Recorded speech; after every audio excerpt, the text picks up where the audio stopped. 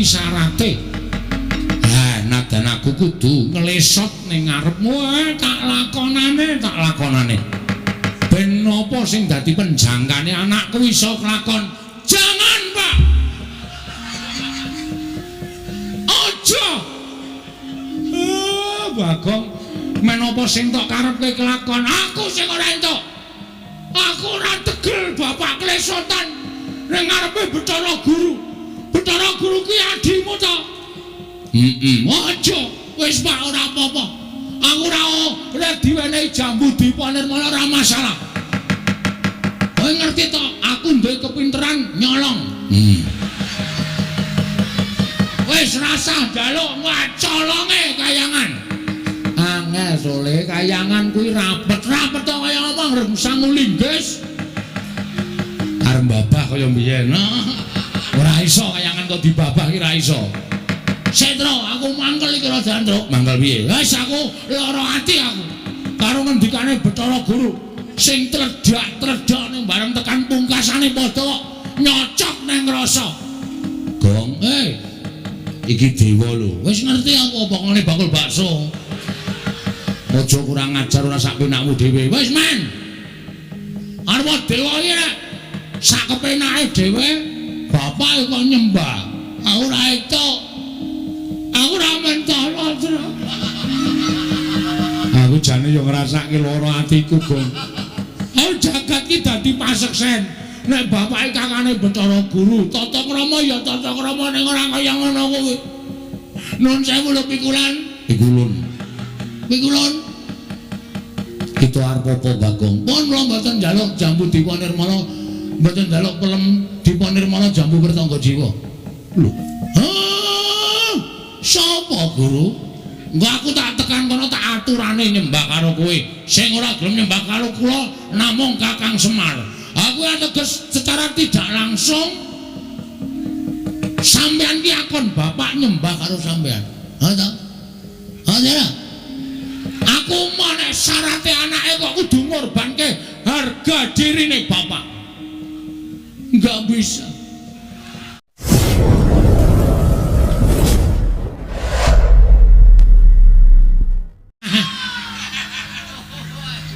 Wis ora ono ember ora pas kok. Ora ono kegiatan ning jero. Tingu arep ngapa iki? Iya, terus ya meng gareng sing kurang ajar. Lah piye to? Sing terakhir aku kon turu ning sarean. Sareane siji. Heeh. Are turu ning sarean kene iki sarean leluhur. Tak turani 3 dina. Bareng tak kenali juru kuncine iki meng sarean genjek. Wow. Ngono kok blas ora ngrimpeni. Arep tak apusi setan ora.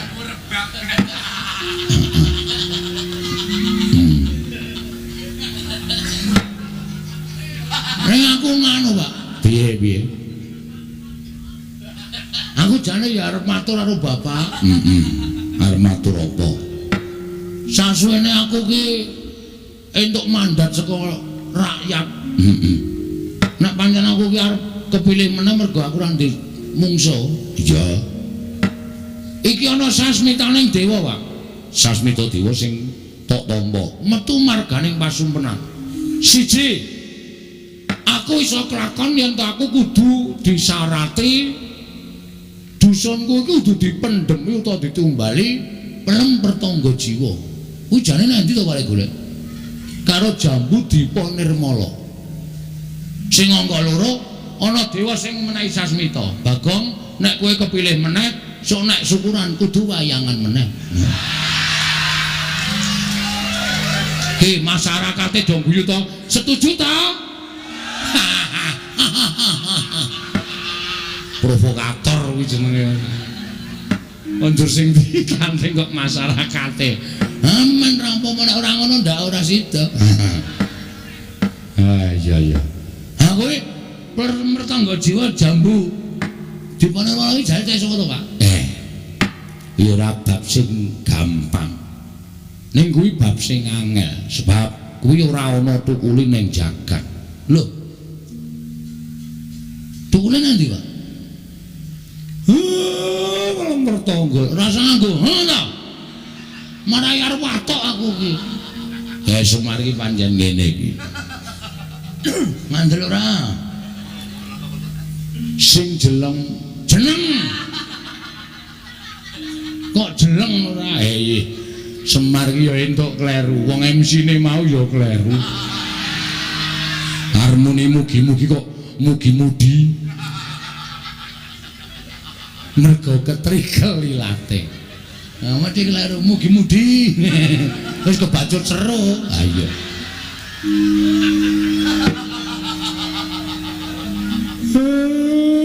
kaya omong iki ya pelem pertangga jiwa jambu dipa nirmala kuwi cukule ora ning jagat. Nang ndi, Pak? Kuwi ning Kayangan. Lah mula tak golek ning pasar buah kok ora ono. Anggere bakul tak takoni tumbas pelem pertangga jiwa mboten wonten jambu dipa nirmala mboten wonten sak pasar kempot tak goleki ora ono. Lah kuwi sing angel ning kono kuwi. Sing angel ning kono kuwi. Sebab kuwi sing duwe dewa tur kuwi pangdaharaning para dewa mula dewa ki ora darwa ing dami daharane saben dina ya pelem pertangga jiwa jambu dipa nirmala unjukane tirta amerta kuwi dewa saiki tak takoni kowe Pak nek kowe ora iso jawab aku le nyebut bapak cukup tekan semene mir waduh kok balik meneh konjur mir meneh wis ben apa-apa piye aku tak takon kondang wong dusun pring apusne do ngandhake Bagong wae pengarepe Bagong wae pemimpine mergo kaya anak Semar iki dewa asline ora Pak asline kowe dewa apa ora apa mung gedhe tur dawa tok ora dewa asli tak omongi kuwi mbiyen cerita mbiyen nek wong sing percaya ya monggo nek ora aku ya ora apa-apa ha iki sing takon anakmu anakmu kudu ngerti kenyataane nek nganti anakmu ditakoni masyarakat Pak Bagong napa sampeyan iku anak dewa apa aku muni ya mbuh ngono engko dikira aku iki ora tanggung jawab ora iso mene wangsulan sing iso gawe marem para kawulaku nek ya apa nek ora ya ora kuwi mbiyen kapan terus saiki kowe isih dewa apa udu mbiyen ala gareng pun sampean mang jujur mawon Pak mungkin ndak malah Bagong muring-muring pun sampean ngerti watake Bagong dingendikake mawon nek blegere pancen Semar ning sing lenggah eneng kene wedan berarti sok nguntal kursi ya Pak kok eneng sing lenggah ning kene iki kusike to cah bagus sing lenggah ning singasana adi kuwi Sang Hyang Ismaya iki apa Ismaya kuwi kakange Bathara Guru berarti bener kawula nek do omong Bagong ki aja sepelek karo wong kaya ngono kae cah pinter ming ora ketok mergo kae anak dewa anake Sang Hyang Ismaya sing menjalma dadi titah swanta wah seneng aku Pak dadi ternyata asli to Pak aku lagi ngerti buktekke nyatake matur dhewe karo bapak ya bengi iki lho Pak iya pancen bener niku rak wis mangabad-abad kepungkur nek aku dunekke dewa aku moh wong jejerku ki mung menungso aku moh nek dunekke dewa ning sampeyan asline dewa ya dewa ning dewa sing kon mudhun ana ing jagat dadi titah swanta kok iso nek kowe upama urip ning Kayangan rek aku barang ki melu sugih to Pak ora kere kaya ngene siji pesti loro jodoh telu tibaning wahyu kuwi sing ngatur sing kuwasa pestine Semar kudu urip ning donya nek jane aku ya ora karep ning gandeng wis dipestekke ya wis kepiye meneh sebabe apa to Pak kowe nek tak critake engko ndak dawa ora apa-apa santai wae to Mbiyen aku kuwi kakange Bathara Guru, bapak kuwi Sang Hyang Tunggal. Oh, ora ndek dulur. Ora. Sang Hyang Tunggal ki nalika semana garwane nglairake wujude ndok. Waduh. Ndok. Banyak kok bebek. Wis wujud ndok ngono wae. Lah, ndok mau lahir dadi bocah telu. Kulite dadi Tejamaya, putiane dadi Ismaya, kuningane dadi Manikmaya. Wong telu kuwi sing paling ora rukun dhewe ming si Manikmaya. Sing ragil senengane meri karo kakang-kakange Ismaya karo Tejamaya. Nganti sawijining dina aku kuwi lagi regejegan karo Kakang Tejamaya. Istilahe gelut. Masalahe rasa takon perkarane. Kalodhangan kuwi digunakake karo si Manikmaya nggo wadul karo bapakne Sang Hyang Tunggal, Rama. Kakang Ismaya, Kakang Tejamaya sami panca bakah, sami peperangan amargi sami rebat kepingin dados dewaning para dewa. Ning jane ora, ning merga Manikmaya kuwi sing jane kepingin dadi dewa. Terus aku didakwa kaya ngono karo si Manikmaya. Rama pukulun duka. Wah, diane. Apa ya ceritane? Terus Rama pukulun duka didangu Tejamaya, Ismaya kok ngono pakartimu kok kepengin nyahak wenanging wong tuwa. Tejamaya nek kowe iso nguntal gunung pagering jagat sisih kulon tak dadekke dewa. Ismaya nek kowe iso nguntal pagering gunung jagat sisih wetan kowe tak dadekke dewa. Pakdemu Tejamaya cangkeme nganti dijembar-jembarke nganti suwek. Mula cangkeme Togog kakangku kae kepleh-kepleh. Dadi rusak awake. Aku nganggo igo. Gunung mau tak serot. Sawetara saperangan mlebu ning weteng kumula wetengku jembling kaya ngene iki. Isine gunung. Separuhe ora ana, gragas. Aku ngonceki critamu mau ana bab sing apik sing tak cekeli, Pak. Piye? Sing jeneng wong ndek gegayuhan, kuwi nek ora ngukur karo kekuatane, kuwi mesti ngrusak karo ragane, ngrusak karo batine dhewe. Ya kuwi bapak kuwi. Iya, mula aku keluputan. Terus diduke ning jagat kene. Lah saiki ngene, Pak. Piye? Aku nek njaluk tulung iki, Pak. Njaluk tulung apa? Gandeng bapak ki wis tepung karo wong kayangan. Bapak ki wis sapal karo panitia kayangan. Terus bapakmu gawe ning kayangan nyuwuna pelem pertangga jiwa jambu dipa nirmala. Lah. Iki piye iki gelem ora? Kowe nyetujoni aku dadi pimpinan meneh ora? Nek sampean ora gelem, berarti sampean arep menjatuhkan aku di depan masyarakatku. Itu menghina. Manghina. Tegese aku wis tok elek-elek. Nek bapak iso gayo, berarti bapak kuwi pancen lahir batin nggone bantu karo anakmu Bagong. Ngono wae. Lho gareng piye iki? Monggo kersane bapak pripun? Petruk piye? Kowe ora ngerti. Pun rasa taren-taren. Gek cekat-cekat menyang iki ana uang transport. Lawewu. Selawewu tekan Kendhigong, tekan Kayangan kok selawewu. Pripun, Pak?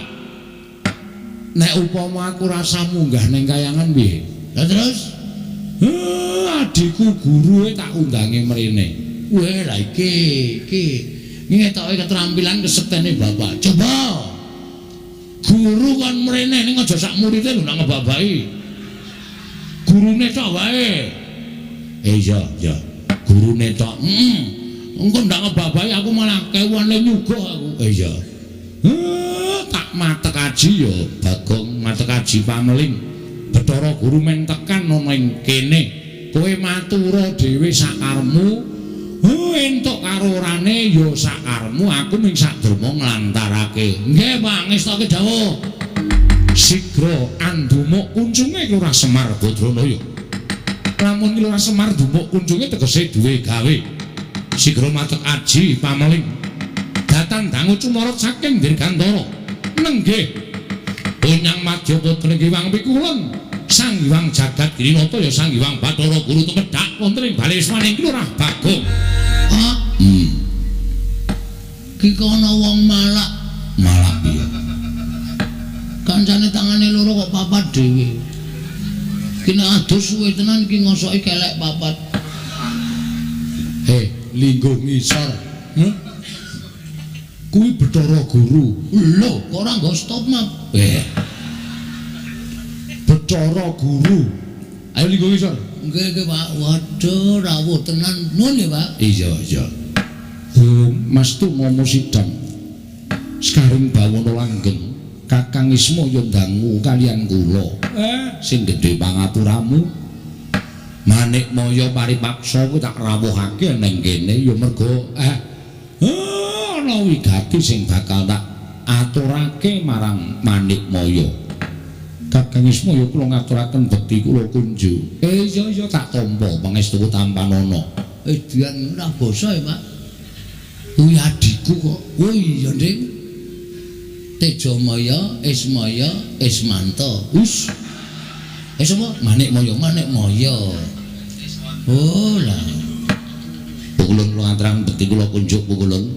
Ya nawa garing ingsun nampa. Ora liwat pangestu ning ingsun tampanana.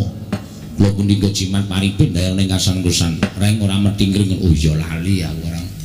So saking kamiteng gengen weruh busanane pukulun Bathara Guru ting glebyar ora karo-karuan. Pukulun bekti kula kunjuk.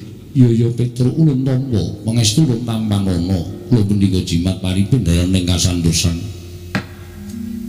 Pikulun. Kula ngaturaken bekti kula kunjuk pukulun. Iya Bagong ulun tampa pangestu ulun tampanana. Kula pun dinggo jimat paripin dayana ing kasantosan. Lah menika ngaten pukulun. Estunipun panjenengan rawuh wonten ing pedukuhan kula menika panci kula ingkang nyuwun tulung dhateng Bapak Semar ngrawuhaken pukulun Bathara Guru. Iya Bagong. Ulun boya apa-apa. Apa piye? Ora sembrono wong ku disotke. Wah, anake Pak D Semar ya. Ikan mengadimu santai wae, Pak. Ulun boya. Ulan kok ulun pa ulan. Hah. Wah, aku gak ngece MC-ne mau dadi klerak-kleru aku. Kualat tenan aku. Kakang Semar, apa? Wonten menapa? Mangke menawi kula paring pangandikan kaliyan Bagong malah mboten rampung-rampung. Ya ming ana penjaluk sithik saka anakku sing bakal katur marang Manikmaya. Wis ben anakku sing matur dhewe mongko ndak dikira aku piye-piye. Bathara Guru menawi ngaten inggih Bagong matura. Mekaten Bu kula. Kula menika nggadahi gegayuhan kepengin bangun desa kula. Nelasaken masa bakti kula 1919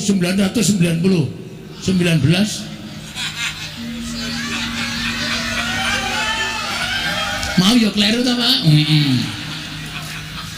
Dadi lurah kok suwe men pirang-pirang abad 1919 edan tenan. Aku wong lahir wis metu wudel Pak. Apa iya sak ngisore sithik. Dapure ora. Ngaten ya Bu kula. Iya Bagong. Kula kepengin bangun dusun kula niki. Ning kula niku entuk sasmitane gaib. Sing nalika semanten kula nglampahi sare narites sesemek ron Rajamala abebantal boto sarembak. Gayane lho. Kowe turu ning Tritisan ki Tritisan endi? Wong Tritisan mutone kandang pitik ngono kok. Ning dhuwur kandang pitik. Oh. Sing penting nek ning Tritisan. Entuk sasmitain gaib. Sasmita gaib bilih saged rancak napa sing kula lakoni menawi dusun kula menika dipun tumbali. Ditumbali apa Bagong? Sepisan ing winastan pelem arum manis. Kok wis malik iki piye? Pelem apa? Arum manis. Pelem arum manis kok dadak ngrawuhke Batharaku. Wis jendeng lali aku.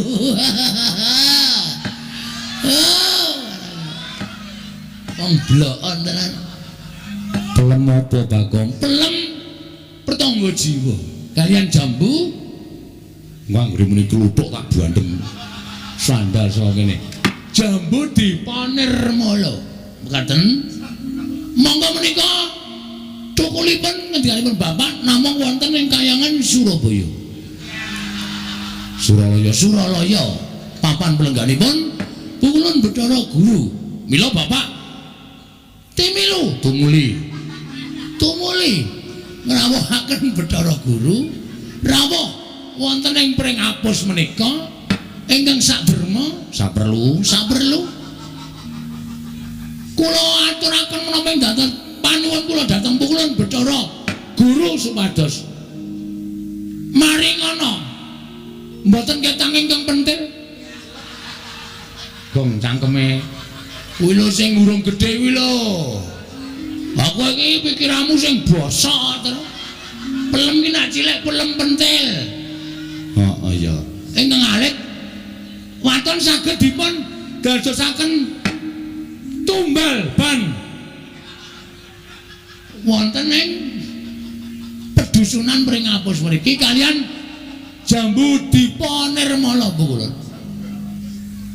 Pelem pertangga jiwa setunggal, jambu dipanirmala setunggal, kula petak wonten ing dusun pring apus. Nyuwun pangapunten menawi kula keladuk ning gandeng menika sampun dados sasmitaing gaib. Mila tetep kedah kula suwun. Menawi Pukulun nyuwun lintu menapa kemawon kula sumadyakaken. Kula gadah pijawa. Menawi kersa badhe ngasta wonten Kayangan sumangga ning kudu ditumbaki. Ora ana pitisa mabur. Ayo iki menehi ning ora mungkin dadine ora bakal kelakon ora. Ngaten Pukulun Gagang Semar. Piye? Menapa Bagong menika mboten mriksa menawi pelem pertangga jiwa jambu dipun nirmala menika daharanipun para Jawata. Wis tak kandhani ning gandeng anak njaluk karo wong tuwa. Ana tetembungan anak polah bapa kudu kepradah. Tur ngene lho Guru. Mbok ya ora ketang ming siji paringana. Wong minggu syarat srana wae. Tukule jambu dipunipun lan pertangga jiwa ki rak pirang-pirang ning Kayangan.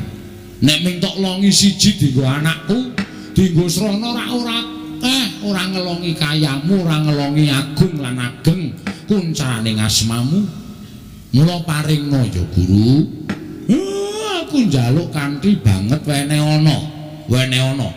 Mbok nganti aku kudu kepiye sing tak lakoni, aku tetep tak lakoni waton kowe gelem menehake jambu dipunirmala pelem pertangga jiwa.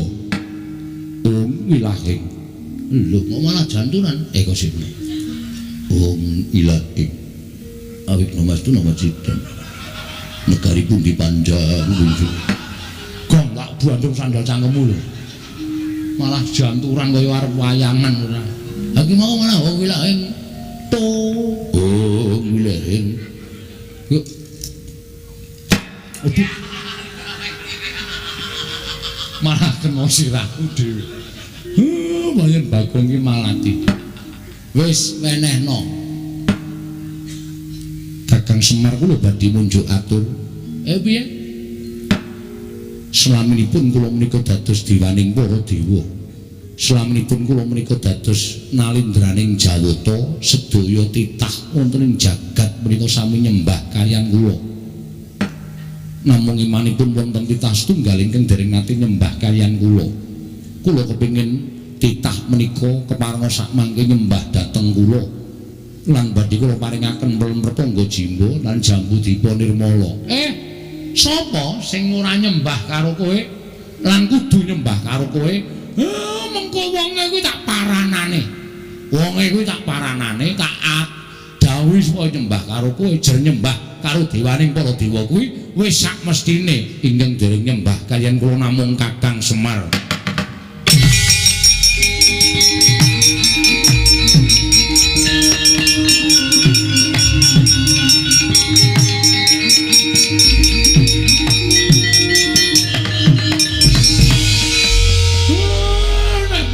Kuwi syarate. Nadan aku kudu nglesot ning ngarepmu tak lakonane. Ben napa sing dadi penjangkane anakku iso kelakon. Jangan, Pak. Aja. Bagong, menapa sing tok karepke kelakon? Aku sing ora entuk. Aku ora tegel bapak klesotan ning ngarepe Bathara Guru. Bathara Guru kuwi adimu to? Aja. Wis Pak ora apa-apa. Aku ora diwenehi jambu dipanirmala ora masalah. Kowe ngerti to? Aku duwe kepinteran nyolong. Wis rasa njaluk wacolonge kayangan. Angel sole kayangan kuwi rapet-rapet to kaya apa ngrem sangu linggis. Arep babah kaya mbiyen. Ora iso kayangan kok dibabah ki ora iso. Setro, aku mangkel iki ora dandruk. Mangkel piye? Wis aku lara ati aku. Karo ngendikane Bathara Guru sing tredak ning bareng tekan pungkasane padha nyocok ning rasa. Gong, iki dewa lho. Wis ngerti aku apa ngene bakul bakso. Aja kurang ajar ora sak penakmu dhewe. Wis men. Arep dewa iki nek sak kepenake dhewe bapak kok nyembah. Aku ora entuk. Aku ora mentolo. Aku jane yo ngrasake lara atiku, Gong. Aku jagat iki dadi paseksen. Nek bapake kakane Bathara Guru, tata krama ya tata krama ning ora kaya ngono kuwi. Nun sewu lho pikulan. Pikulun. Kita arep apa, Bagong? Pun kula mboten njaluk jambu Dewa Nirmala, mboten njaluk pelem Dewa Nirmala jambu pertangga jiwa. Lho, kuwalik. Wis men. Wong ya ora bakal entuk barange kok kuwalik mbok men.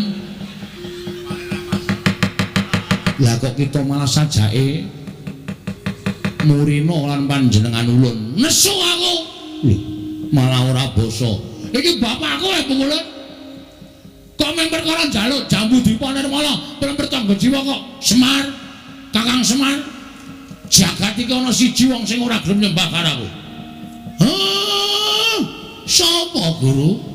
Engko aku tak tekan kono tak aturane nyembah karo kowe. Sing ora gelem nyembah karo kula namung Kakang Semar.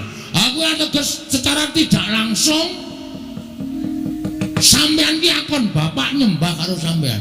Ha ta? Ha ta? Aku mau nek syarate anake kok kudu ngorbanke harga dirine bapak. Enggak bisa. Aku enggak bisa. Nek carane kaya ngono, alon aku terima mundur wae. Kuwalik. Lagune kuwalik main ra apal kok sakarepku. Kuwalik ya men aku kuwalik ya nekat kok. Sok dileke kuwalik ben aku ya. Aku ora trima. Ning sampean mang titeni. Sampeyan ora menehi jambu Dewa Nirmala pelem pertangga jiwa. Aja sambat nek nganti ilang sakwite.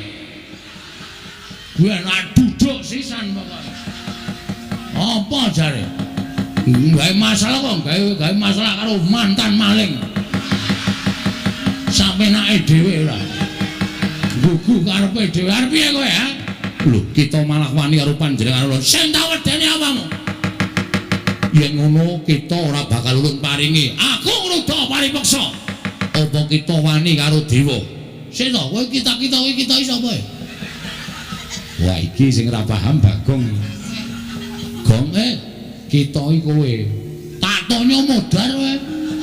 Bapak iki jenengke aku ngrekoso dibancaki barang ning diwalik kita. Awangun Bagong karo kita. kita nek aku nyebut aku pamane dewa aku nyebut kowe kita nek kowe nyebut aku ulun. Ulun piye? Sing ulun sapa?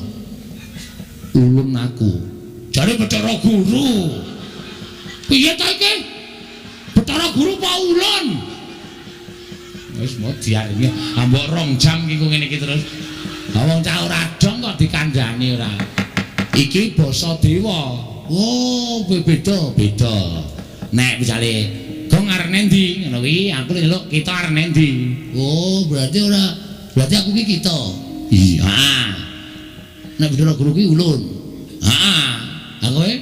Aku kita. Ajare kita aku. Sing positif to. Pun mboten ajeng aku mboten ajeng ngomong kula. Mumet sirah kula. Sabanjure kepiye Bagong apa kita bakal njaluk jambu dipunirmala pramrtangga jiwa. Nek purun mboten maringaken kula tetep mudha paripeksa. Yen ana apa kita wani lan para Jawata. Nek jane mboten. Ning gandeng nuwun sewu niki kebutuhan rakyat. Napa to sababe kula ngeboti pramrtangga jiwa jambu dipunirmala? Mergo niki kebutuhan rakyat pring apus niki kedukuhan pring apus. Nek nganti kula ora iso pramrtangga jiwa jambu dipunirmala ento ateges rakyat kula sengsara. Daripada rakyat saya sengsara, lebih baik saya yang harus menjadi apa ya? Korban demi kesejahteraan rakyat. Wah, jangan tepuk tangan. Apa gunanya tepuk tangan tanpa saweran? Urung nembang kok wis saweran. Aku mundur alon. Oh, apal kuwi aku sedira nyetel kuwi. Oh. Kempol cawet. Cendol cawet. Kempol cawet ora.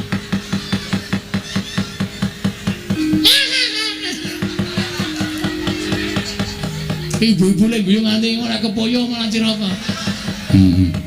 Kula ajeng rebut kita wani karo para Jawata sing tak wedeni awakmu. Bagong sabar men, meneng men. Ora tak peksa ngene wis ora rampo-rampo. Sampeyan ora maringke kula munggah ning kayangan tak bedol wite. Ben dewa do ngelih kabeh. Ora mangan pramrtangga jiwa jambu dipunirmala. Ulun jabut nyawa kita.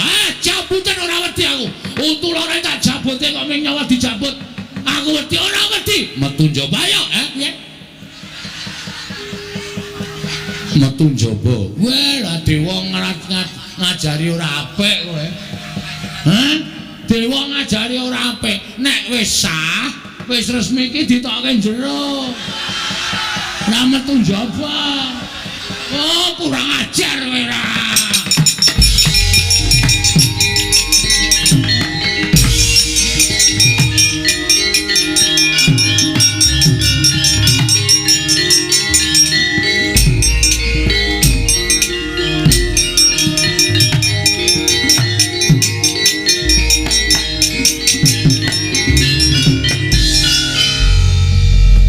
Dina Bathara Guru karo aku, Pak.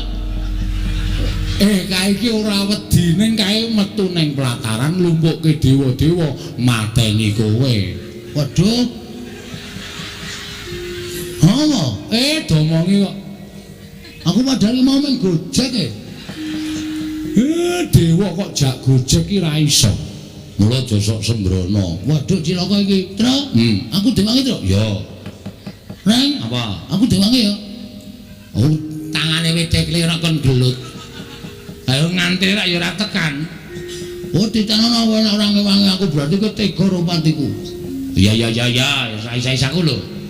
Kowe ketoke cilik nek gelut trampil. Ngono aku diwangi ya, Rek? Ya. Aku dilindungi, kowe wae tak dapuk dadi linmas. Oh iya. Linmas kaya ngene iki sing wedi sapa coba? Linmas kok ting gendiek-gendiek ngene. Sing penting getakane kok, Tru. Getakan sempritan sing penting. Nah iya ora. Wis Pak, Bapak rasa kuwatir, tak tanggunge Pak, rasa wedi. Nek ana apa-apa piye? Ah saya tak takon. Kok tresno ora aku. Aku tresno. Nek kowe tresno, mengko nek Bathara Guru methoke aku arep mateni karo aku. Pethoke ya, Pak. Oh iya, iya. Ya? Heeh. Anake Bathara Guru jenenge apa? Bathara Indra. Sisan kuwi pethokno sisan, Pak. Oh iya, iya. Terus liyane oke. Penyarian Yamadipati, Mahadewa, Bathara Brahma, Bathara Sambu. Lan sak piturute akeh banget dewa. Daluk tulung kuwi pedhok isan ya, Pak. Wah. Coro. Trenggiling. Ngono. Misuwi kok ora wangun to, Bang. Kok mung kewan cilik-cilikan trenggiling. Arang-arang. Oh, cacing pita. Wis ora serem cacing pita. Tulung ya, Pak? Iya. Wis kono gak menyang. Kowe, aku tak turu dhewe. Engko nek dewane lunga aku digugah. Ora kena kaya ngono, kudu tanggung jawab tela bakarane. Enak kuwi. Tanggung perkarane kok enak-enak. Siap. Jagung bakarane, Pak, kok tela bakarane. Nek wis ora gatek iki aja dibaleni. Senengane kok malah badarke dhewe. Aku karang ya sak ngono kowe. Nek ora bener ki aku sak ora lega. Aku iki wis rampung iso tak. Bener ora ya mau. Ora yakin. Pamer tuan dhisik aku tak methoke karo dewa-dewa kae. Ning sing enom-enom pethukno. Nek Bathara Guru sing maju aku sing methoke. Siap ya, Traya? Yo. Ora nggo gending. Slepek. Oh iya. Nganggo slepek wae. Tak jelali nambah mangwa suci sasi seswarane pesona wala ati awake dhewe rek nek kira-kira ora kuat ya mundur nek kira-kira kuat nandingi kridaning para dewa ya dhewe kudu mbantu karo Bagong iki ketoke do ikhlas ora iki kok malah do grenengan nek niate ikhlas ngabuhi aku ikhlas. Rasa dadak demi Bagong mergo adine aja nganggo pawadan adine. Wong bantu kuwi lahir batin ora sampe naik dhewe ngono kuwi. Ya wis tak mangkat le rasa dadak gemremeng. Tak menyang methoke para dewa. Nggonku labi karo kowe iki nek tumrap aku malah kaya wong natai pati lho kok. Nek mungsuh dewa iki nek kurang-kurang bejane sisik cembire tekaning pati. Kowe iki urip ya kok anu utange, Tru. Wis menyang ngono lho. Iya rek yo. Yo. Ning kowe yo aja meneng wae Gong dibantu. Yo, wong telu maju bareng ora usah dadak kokean gunung tanpa guna. Yo. Kok iso urut ya, Tru? Heeh. Ki ngarep ki cilik mungsuhe aku wis genah imbang. Aku mungsuhku tengah kuwi genah imbang. Tru, aku sing tengah. Ora. Urute dhewe-dhewe kok. Lho, aku kok ora padha. Monggo cangkeme nyrengenge kaya ngono kae. Kae sapa ngerti lagu? Ora ngerti. Bathara Yamadipati. Yamadipati? Heeh. Dewa tukang apa kae? Tukang jabut nyawa. Waduh. Sing tok mungsuh pisane kok tukang jabut untu nyawa. Untu dengkulmu nyawa. Nek niat diniati kok. Siap, wis ora wedi lho sapa-sapa aku. Kula ngatur bekti kula kunjuk pukulun. Nolo garing tak tampa pangestuku tamanono. Pukulun Bathara Penyarian. Oh, Pak Carik. Udu. Bathara Penyarian. Ya kancane Pak Carik. Lah iya wis. Bekti kula pukulun. Ya Petra tak tampa. Pukulun bekti kula. Ya Bagong tak tampa. Pukulun Bathara Indra ngatakan bekti kula kunjuk. Ya garing tak tampa. Pukulun Bathara Indra ngatakan bekti kula kunjuk. Ya Petra tak tampa. Indra sapa? Indra Dewa. Engko dono kasino Indra udu ora film ora. Nun Bathara Indra ngaturaken bekti kula konjo, ya Bagong tak tampa. Pukulun Yamadipati bekti kula, ya garing tak tampa. Waduh serem suarane. Ya garing tak tampa. Untal cengelmu. Medeni Indra wis tenang wae santai. Bathara Yamadipati bekti kula konjo, ya Bak Petra tak tampa. Bathara Yamadipati bekti kula konjo, ya Bagong tak tampa. Waduh. Nganggo ngono barang Indra, kaya seger ndelok aku. Aku ucul klambi katokan training ngono kok. Mulane ya seger awakmu kimplah-kimplah. Ora dicokot iki daginge iso mak grewel ngono. Mbok ora medeni. Wong arep perang kok malah dijek-jeki. Nala Garing wonten dawuh Pukulun. Tekako ning Maman kene didhawuhi Wang Pikulun Jatimurti Wang Pikulun Bathara Guru. Wigatosipun aku kene ngrangket karo kowe. Lho, sebabipun menapa? Merga kowe wani karo Wang Pikulun Bathara Guru. Kowe ora ngeparengake yen to Siwa Badranaya ya Siwa Ismaya nyembah marang dramaaning Wang Pikulun Bathara Guru. Wah nek perkara niku beda perkara. Semar niku bapak kula. Nek nganti bapak kula digawe diasorake derajate kok nyembah dramaaning Pikulun Bathara Guru ora bakal kelakon. Upama Semar gelem, anak-anake sing ora gelem. Ngoten. Tur niki kula ajangi jembar. Kula ngerti nek dewa-dewane ajeng ora trima karo napa sing kula lakoni.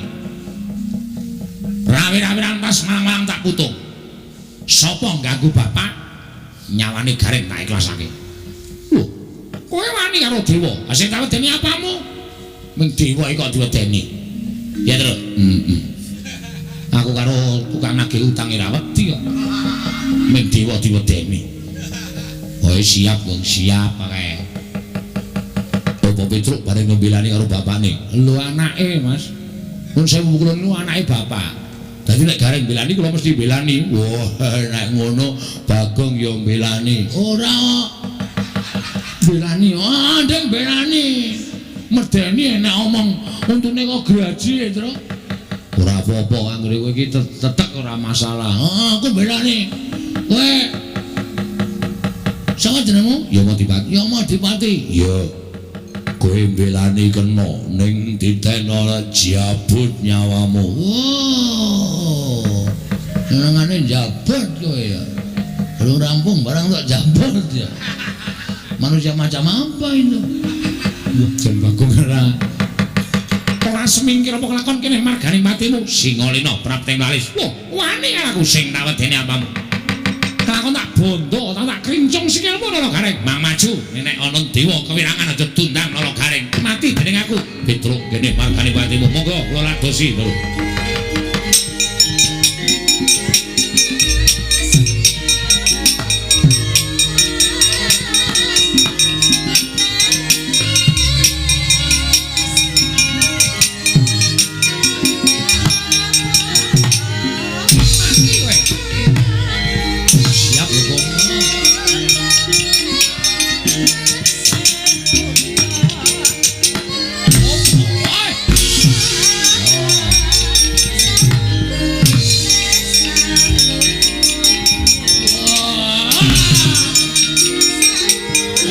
Si itu mantu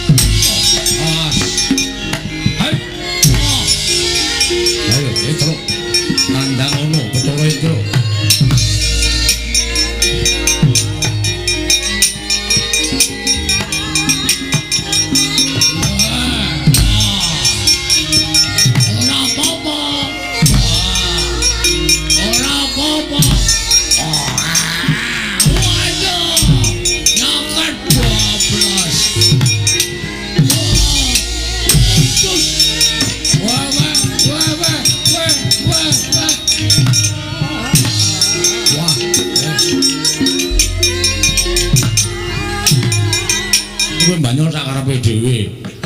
Role aku oh iya.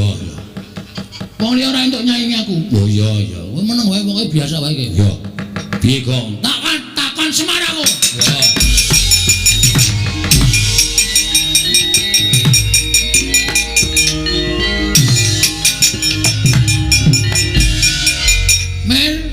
Mir meneh. Wis ora apak ning Mirmen. Iki susu iki, Pak. Piye? Aku mau bertanya kepada Bapak. Kok dadi dewa ora iso diantem? Dewa iki derajate sak dhuwure menungsa. Dewa iki sembaning menungsa. Mula dheweke ora iso diantem karo menungsa lumrah. Betul piye iki lek perang teneh wagu? Kene diajare kene arep ngantem ra iso. Rugi kene sak modar ra iso bales. Ning sing jeneng apa-apa ki ana kringkiane.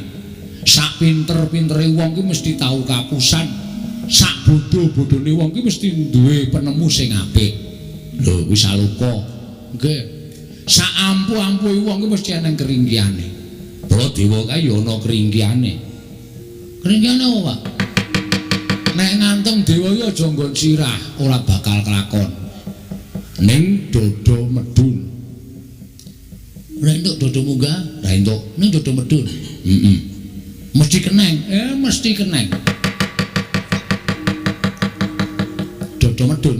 Iya mesti keneng. Mudian dening aku kowe. Dodo medun, Pak. Hah, kakon ya. Kene medun. Wis Rasa kuwatir. Rang. Truk, dodo medun. Jujuk busine wae, Truk.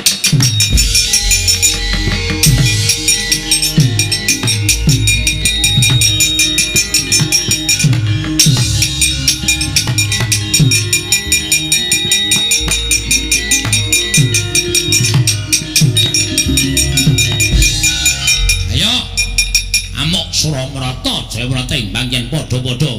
Kowe arep ngopo kowe? Kowe arep ngopo kowe? Mangtutoke le ngantem. Mangtutoke. Sadurunge aku semaput bales kowe ora kekecek aja duntang nol gareng. Ayo, Aku walesen. Aku walesen. Reng, apa? nggon busi. Oh siap. Kono wis entreke lorone ra jamak-jamak. Bres kono reng. Mati rek kowe. Ayo walesen, mati ya. Aduh, waduh. Modar reng.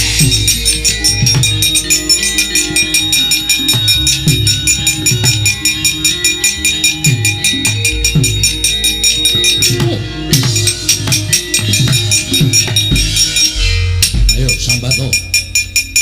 Ora bakal kula mundur. Kowe ora mundur tekaning pati. Kowe ora iso ngantem aku iso ngantem karo kowe. Tekaning pati. Truk, kabulator. Nggon ngendi? Wah, kowe ora paham. Kono kuwi anggere nang banyune ya kono kuwi. Kabulatore kono kuwi kepruk sak banter-banter. Mati dereng aku. Waduh. Wah, ayo kong ya.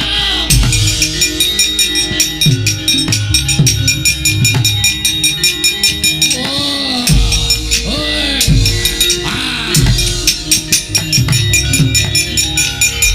Ayo walesen aku. Walesen. Kowe iso males karo aku.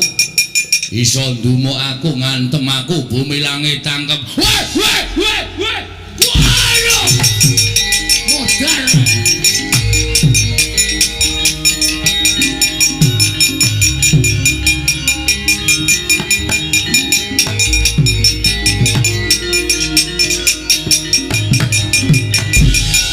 Kejah kula wong. Mati aku edan. Nolo gareng edan. Wah, diantem sak banter-bantere. Aduh Rama Wulun. Pejah kula waduh. Mboten saged mlampah.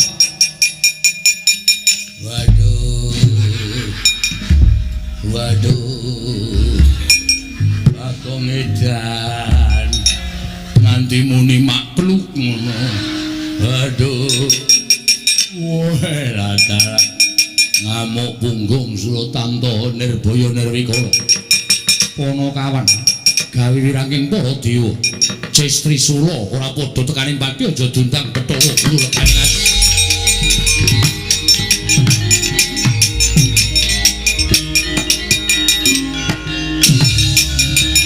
Waduh. Wes.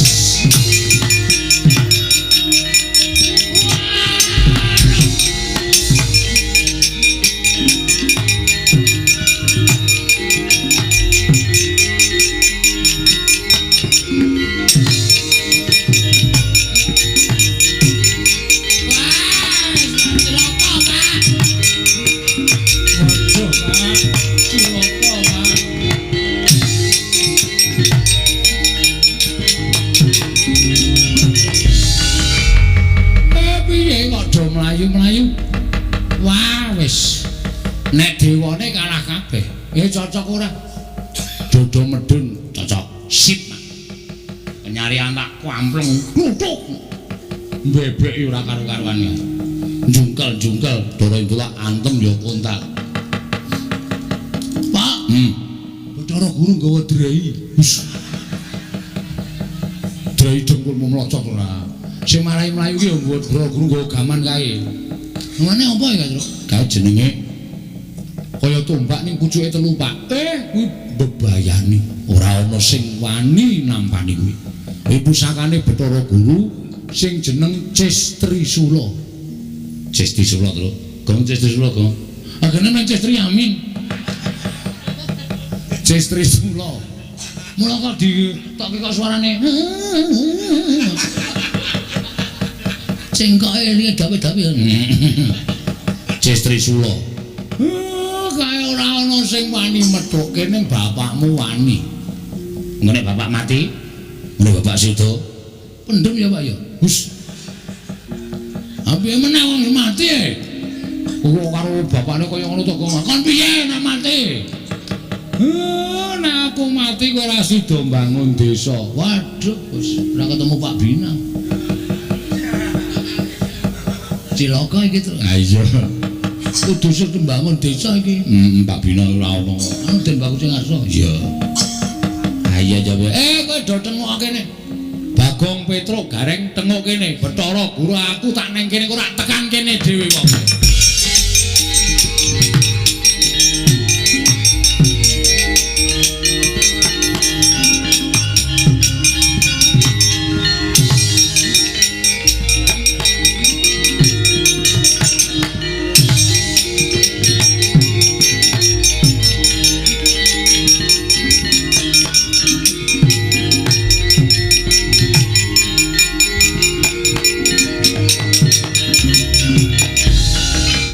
Ismaya sakmenika sampun pantuk pepundha ning dekat menawi Kakang Semar boten purun nyembah kaliyan kula paripaksa kula ngginakaken panguwasa minangka dados dewaning para dewa.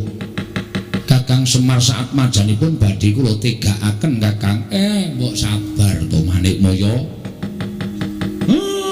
Dipeto nganggo nalar sing ganep ora sak kepenakmu dhewe ngono kuwi.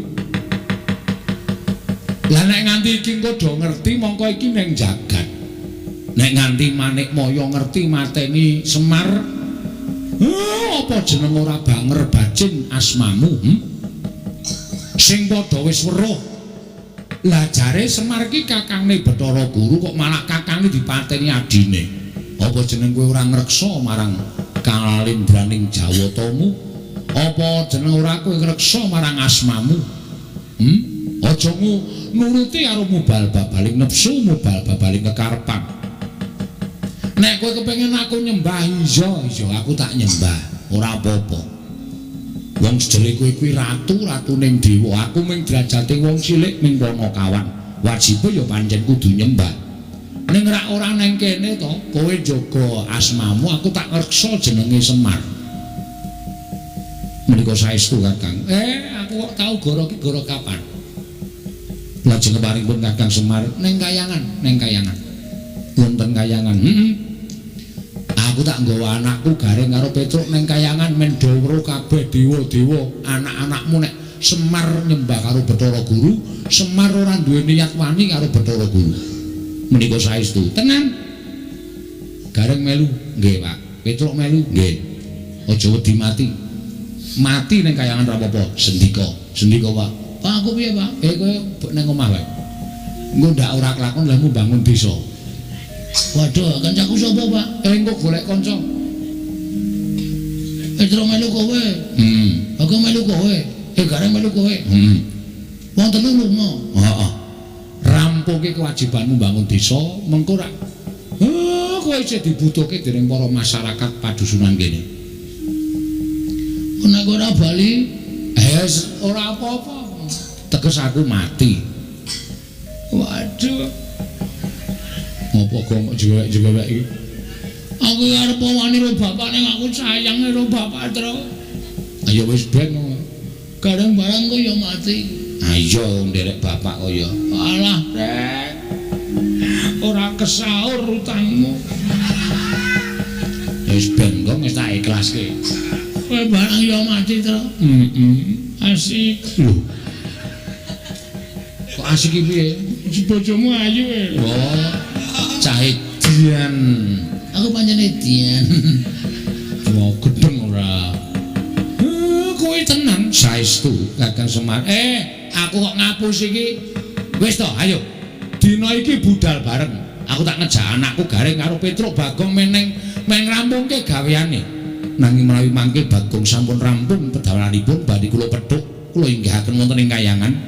Kula sampurnakaken sareng kalian panjenengan, kula susulaken kalian kadang-kadangipun kula Garing lan Petruk. Sakarepmu. Nek Bagong gelem. Bagong kok nek wis rampung bangun desa karo dipethuk karo Bathara Guru. Asik. Kowe arep diunggahke ning kayangan dipateni dicampurke karo Garing karo Petruk. Wis ora apa-apa ora masalah. Sing penting kewajibanku rampung kabeh. Wis ora bakal piye-piye aku. Nggih, kula ngestakaken dawuhne ngestu lho dipethuk lho. Iya, ulun pedhuk. Nek saken beto tosa. Guru anggo tosa ora. Ora mungkin ora dewa e. Monggo Kakang Semar kula dherekaken minggah dhateng kayangan. Ayo. Ikhlas nggih Kakang. Ora ikhlas sebab apa? Urip olare tuku, ora utang kok ora ikhlas.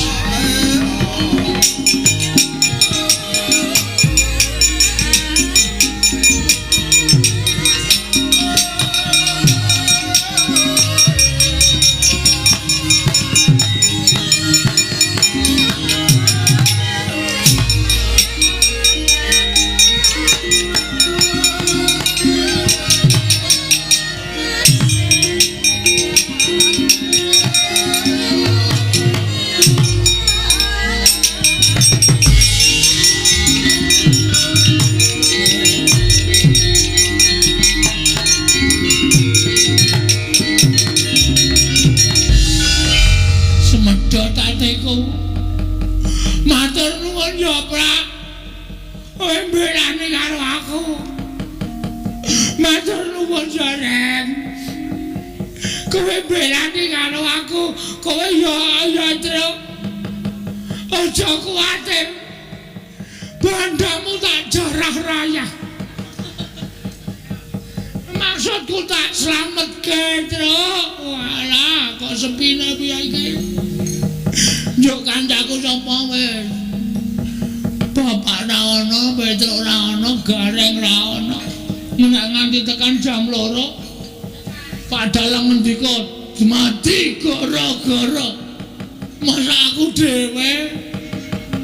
Ayo ora bakal rame.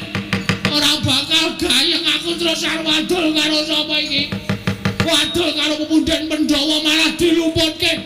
Wadul karo Sinuwun Darawati mesti disalahke. Sik. Oh iya. Aku sing sedulur e. Bapakku jarene tunggale 3. Semar, Ismaya, Tejamaya, Manikmaya. Tejamaya iki jarene Watagok. Ha iki aku nek ora njaluk pambiyantuné Watagok, wis ora bakal rampung perkaraku. Wis tak sowan ning Jurang Porong. Wah, aku sing sowan. Bapak digawa ning kayangan dipateni karo adimu wae. Nang Watagok mbogong ora melu-melu langsung tak benggang cangkeme. Wah, suwek tenan. Adine kok ora arep melu-melu. Wah, aku sing sowan, wah aku sing teko.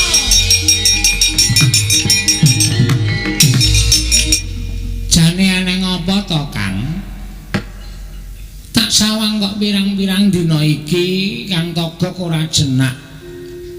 Pendak-pendak tak jagongi ora tau paring pangandikan. Wong biasane kowe kuwi nanggre aku tengok dek, kowe tengok dek langsung kula trimo jinuwun ngono kae. Ning kok ora mongo. Aku ki 3 dina kepungkur jemuah kliwon wingi. Heeh. 3 dina kepungkur? Heeh. Kuwi dinane sapa wong aku saiki lagi Selasa kok. Ceritane ngono kuwi. Kuwi aku ngimpi. Ngimpi apa? Dulurku lanang kok kayane pirasatku ora apik ya lho. Kose impekke aku. Ora. Lho, dulurmu ki sapa? Wong nyatane kowe tak kancani urip sepene ya mung karo aku, ora karo sapa-sapa. Ngalor ngidul ya karo aku, gulang-gulung ya karo aku. Kok kowe muni nek dulurmu lanang kuwi tak imtok impekke elek ki, aku apa piye kok? Kudu. Ora yo ngerti to aku kuwi duwe sedulur Adi ning tanah Jawa. Oh, Semar. Ismaya. Oh. Ngapa Semar? Tak impekke kok ora apik. Semar ki lelayaran numpak baita, ning kok ora ning segara, ora ning Bengawan, ora ning kali. Ning kolah. Ora. Jeneng kapal kok ning kolah nyocok cengelmu iki, Pak. Rasae masih tegak. Biasa wae wong sing jeneng omongan ki ya diselani nganggo gojek ngundak sepaneng. Lah iya. Lah terus Semar lenite kapal nendi? Semar nite kapal ki kok ning Kawah Candradimuka. Lho. Ning Kawah Candradimuka? Oh. Monggo bengok-bengok. Pendake ning wong weruh dijaluki tulung, pendake ning wong weruh dijaluki tulung. Gegah tangi saka turu. Merga wancine wis sesuk.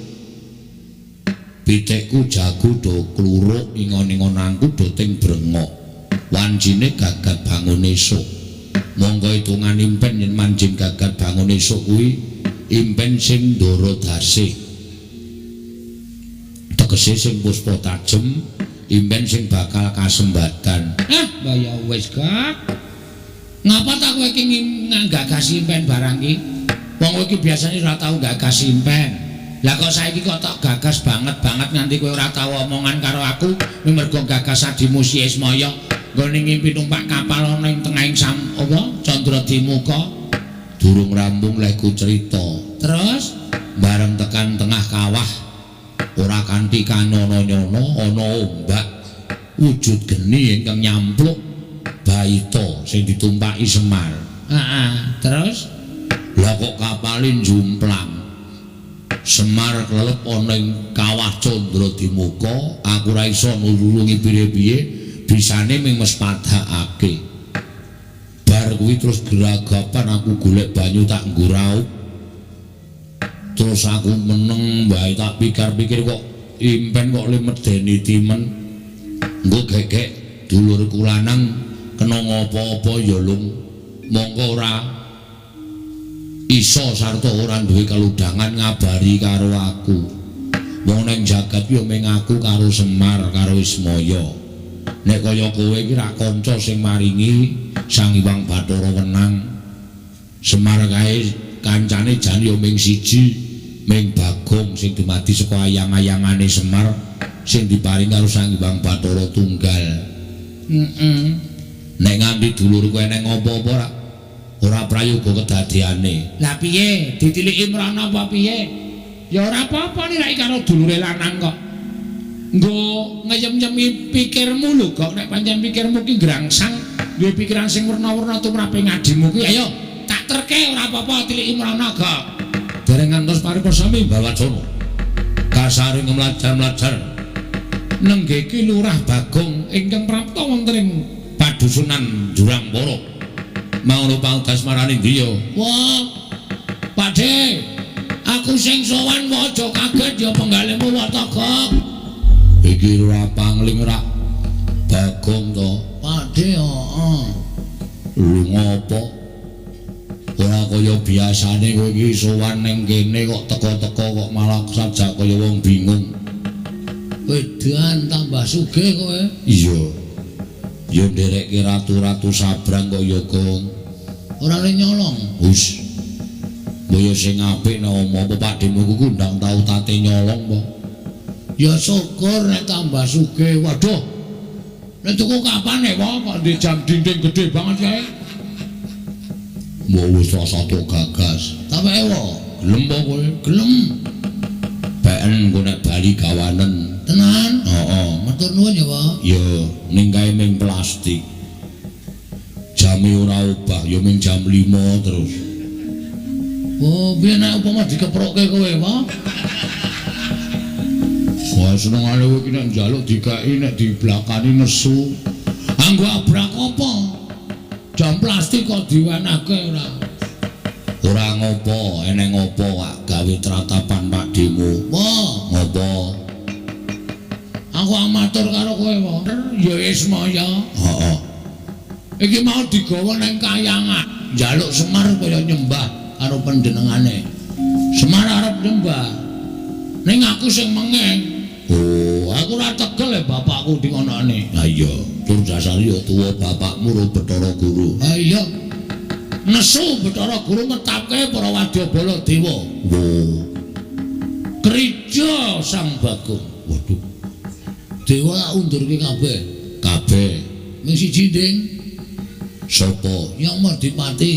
Penyarian kalah karo Gareng mergo penyarian ora nggawa cap. Oh, iya. Bathara Indra kalah karo apa jenenge Petro. Ayo Mardipati arep njabuti wong desa. Nggon aku sikat-sike. Kalah. Kalah. Mundur. Bathara Guru maju ngamuk. Nggawa apa jenenge?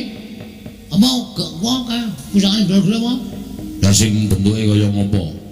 Sing pucuke telu lho. Cis Trisula. Udu es. Cis. Kok es ora? Nah, Cis Trisula. Aku Gareng Petro mundur berlindung di bawah ketiak bapak. Bapak wangsulan. Bathara Guru adreng arep mateni kabeh sing nang kono. Bapak muni sabar Bathara Guru. Nek kowe kepengin mboyong karo aku ayo, aku dipateni munggah ning kayangan aja ning kene nek ditonton kiai akeh. Kowe ora iso ngreksa jenengmu.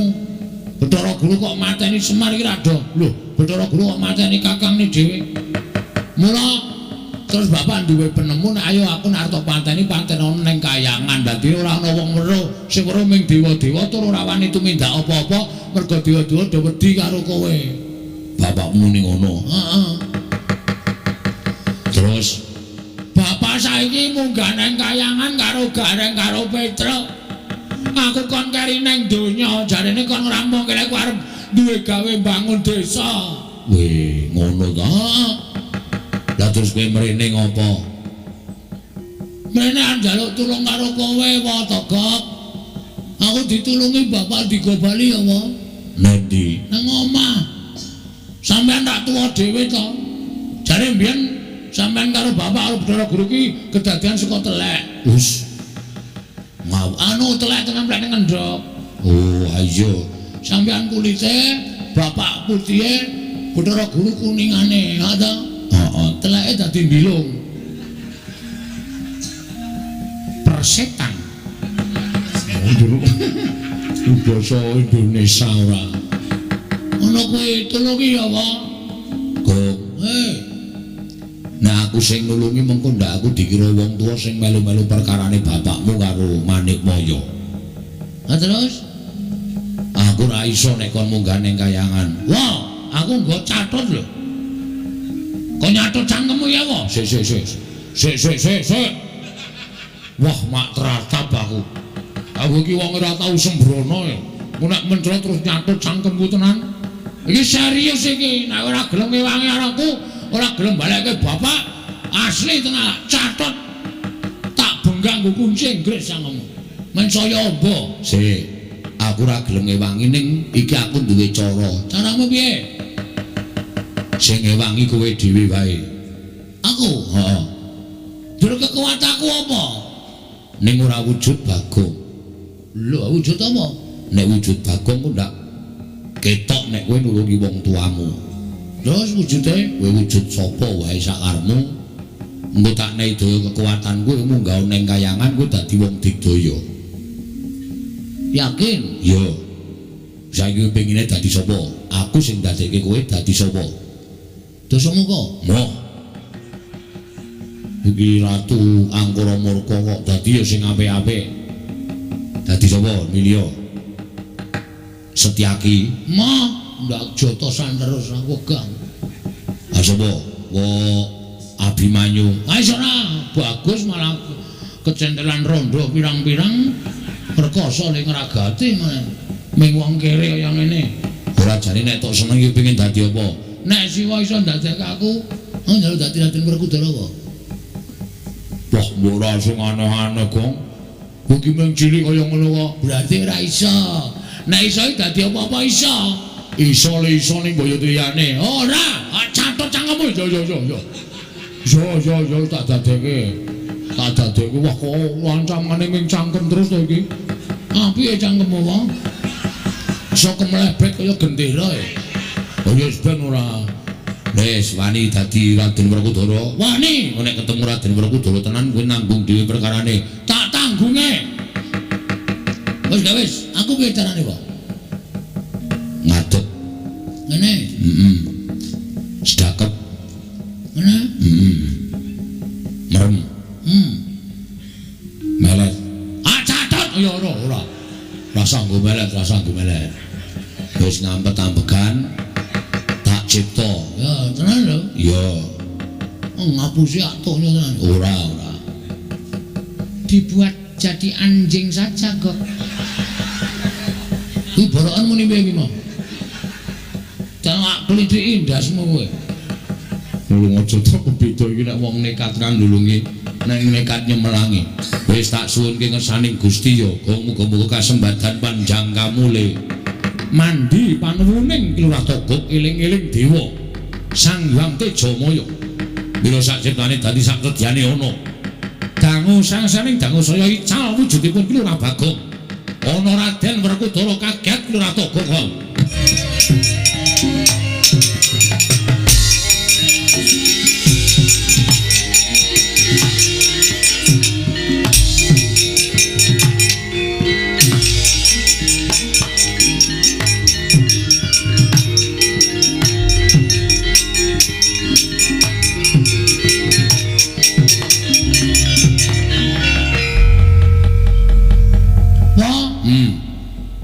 Dadi aku. Kok kaya tanganku tambah dawa, sikilku tambah dawa, guluku tambah dawa, apa-apa kok tambah dawa. Iki kok ya tambah dawa dhewe ya iki kok. Ora wis wujud Raden Werkudara. Waduh, gleleng. Ayo, Werkudara ki ora lungguh ngisor lungguh dhuwur. Jumeneng aja pisan-pisan Werkudara lungguh ndak konangan. Siap. Wis. Mangkre. Tangane tumpangke mburi. Kene. Heeh, kaya Raden Werkudara kae wis kewe omongan. Kowe ora wonge arang basa to. Mula dadi Raden Werkudara mesti cocok.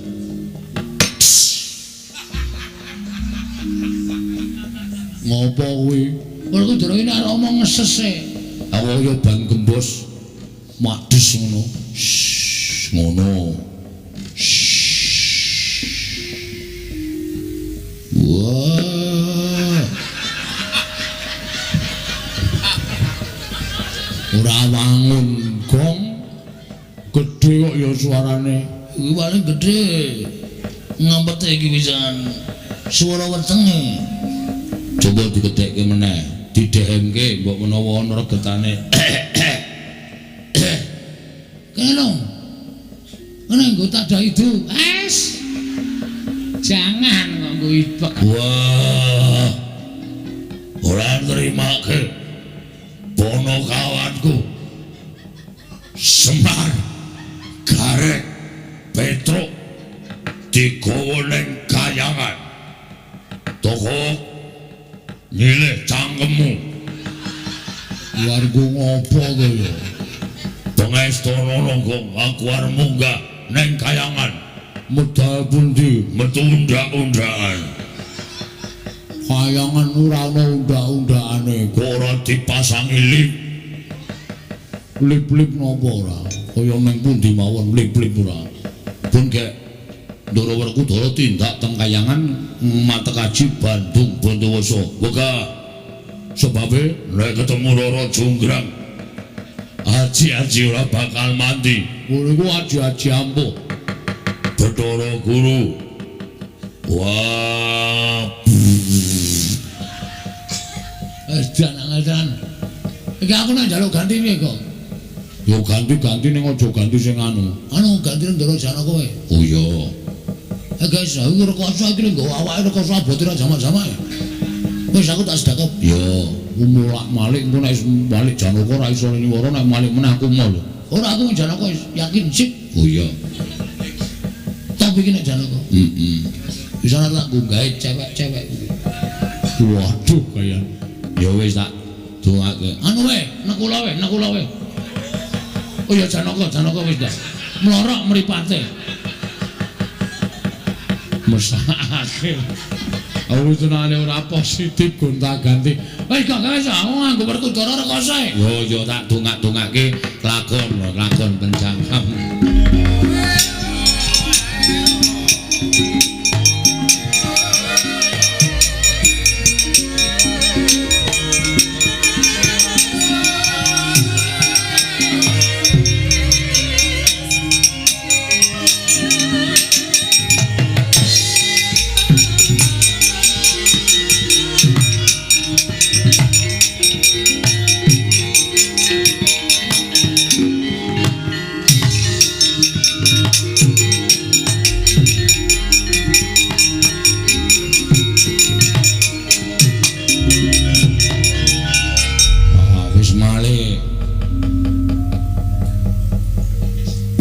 Malik toge wes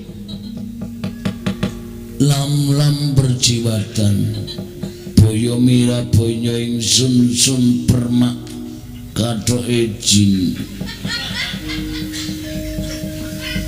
kowe iki dadi apa-apa ora wangun ya Gong wis ngono kuwi wae toge pripun Ndoro nah linggung isor toko aku bendaramu walah gawe aku yo ngrekasake ora sangger sura tak cathut cangkem Janaka kok nggo cathut iki cara ngendi Kiai Cathut Pambelah Jagat pusakaning Raden Janaka toko nggih pun gek minggat teng kayangan adi kula Semar dislametke iya toko pamujimu tak jaluk aku njaluk kanggo syarat munggah kayangan slamet ana ingkang kudu dadi tumbal sinten kae borok mburi kae mbok lunga selakajen ket mau Bagong iki kirik tenan kok makne gre diborak-borokke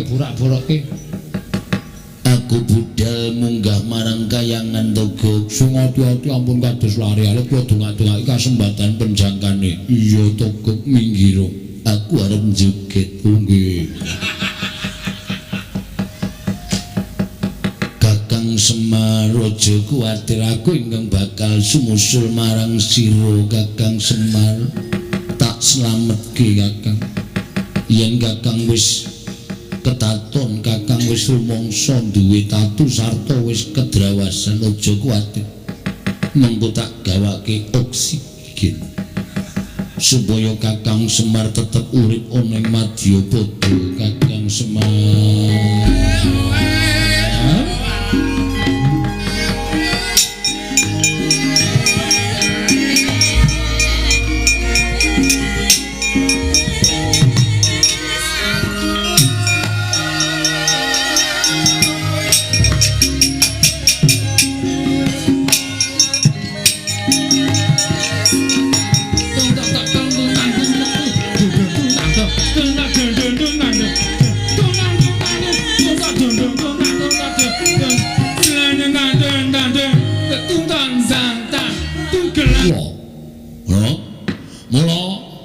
sing sak traju sing sak bobot najan sak temene bobote ora padha ning tumrap kowe yen tata anggap bobote padha antaraning Semar lan Woh Pratangga Jiwa lan Dipa Nirmala aku ora apa-apa dasare aku ya wis kewowogen urip ning jagat aku wis kewaregen nyawang marang polah tingkahe menungsa ingkang wis pancen wegah nampa warah nampik pitutur becik Kakang Semar piye nuwun sewu Jebul sasampunipun kula prapta wonten ing Balimarti Kunda Manik.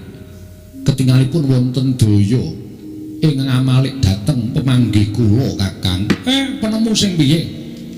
Ingkang sekawit kula menika tansah gedheng kaliyan Kakang Semar. Krana rumaos kula satunggiling titah ingkang boten gadhahi tata krama kaliyan nalindraning para dewa menika namung Kakang Semar. Nanging sareng dumugi wonten ing Datulaya utawi Balimarti Kunda Manik tumuli tuwuh raos tresna asih kelawan Kakang Badranaya. Mila sarawuhipun Kakang Semar wonten ing Kayuwangan boten badhe kula patrapi paukuman, nanging malah kula rengkuh kados dene nalika kula lan Kakang Badranaya inggih Kakang Ismaya tansih sami-sami gesang wonten ing Kayuwangan. Kakang kuwi tenan apa piye? Lair batos monggo kula aturi amriksani dhateng manahipun ing ngrahipun Manikmaya mboten wonten ceceking raos kula nggadhahi raos gedhing keburu sengit kaliyan Kakang Badranaya. Syukur ngono dewa ngelingake marang kowe Manikmaya. Syukur Gusti wis maringi pepadhang kelawan atimu ingkang sekawit katon peteng, ingkang sekawit katon nglamuk. Ning bareng tekan kene kowe duwe penemu sing kaya ngono. Syukur. Lah terus apa pancen kowe ya arep maringake apa sing dijaluk dening Bagong? Bagong menika atmajanipun Kakang Ismaya. Ateges menika tasih kula warga kula piyambak. Ateges menika ugi tasih atmaja kula piyambak. Destun menapa menawi kula mboten maringaken pramrtangga jiwa Jambudipa Nirmala ingkang saknyata kathah tukulipun wonten ing Kayuwangan, menawi Bagong namung betahaken setunggal pramrtangga jiwa lan setunggal Jambudipa Nirmala, kula kinten boten ngelongi dhateng menapa-menapa ingkang mapan wonten ing Kayuwangan. Kakang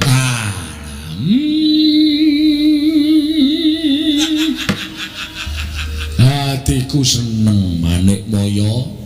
Ya ngono kuwi sing dijenengi nalindraning para dewa adil para marta. Yen kowe duwe watekan sing kaya ngono iki janjane titah ki ora usah mbok surung-surung tok kon nyembah kowe. Mestine wis padha kanthi ikhlas lahir batin bakal nyembah kelawan kowe Manikmaya. Kenceng warudaya pak pong syukur di menawi jenengan dika tumuli engket dhateng Purwoduksina. Kula nderek remen adi guru sampun ngrumaosi bilih menawi badhe paduka ketindakaken menika mujudaken satunggiling kalpatan. Mila tumunten boten siyos dipun tindakaken malah sak mangke Kakang Semar mapan wonten ing Suralaya karang kados dene kadang nalika paduka tasih sami sugeng wonten ing Kayuwangan. Kakang Rodo kasinggihan mekaten Kakang. Syukur. Tentreming para dewa mahanane ayeming para kawula rukuning para titah mapan wonten ing Martyapada di kasinggihan mekaten Kakang Rodo.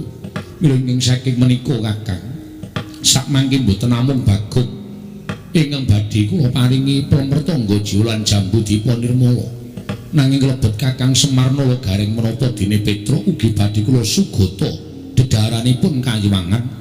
Jernyatanipun Kakang Ismaya menika ugi tunggiling para Jawata Kakang.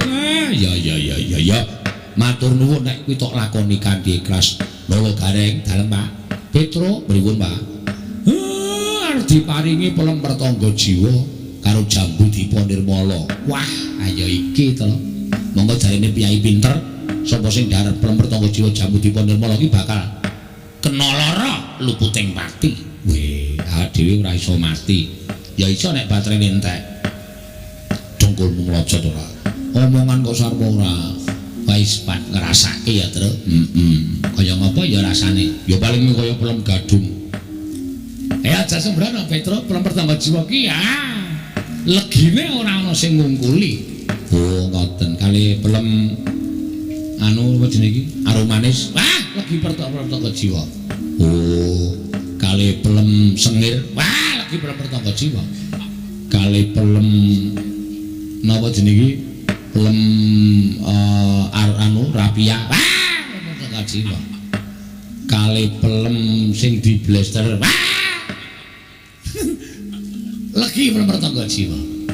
Kali pelem oh, dusipi to rek ora. Ya wis biyen mangkel aku wawe.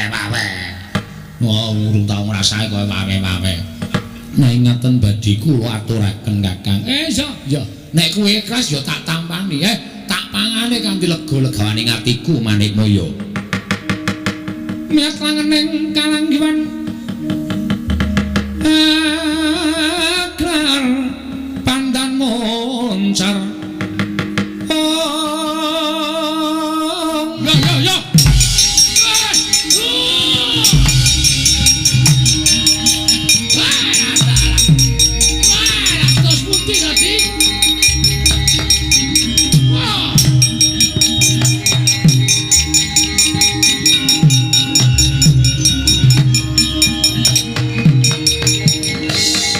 Panjenengan menika pancen wah. Nuwun sewu lho, kula menika sampun remen panjenengan menika sedahipun sampun emut Purwadasina. Nanging sareng mlebet tangga jiwa jambu dipun oleh dipun dhahar dening Semar, Nalagare lan Petruk. Lah kok sami bengok-bengok. Tumunten sami katriwandan boten eling Purwadasina. Nuwun sewu lho, nuwun sewu. Panjenengan menika sampun apus Rama kaliyan Ngraka piyambak.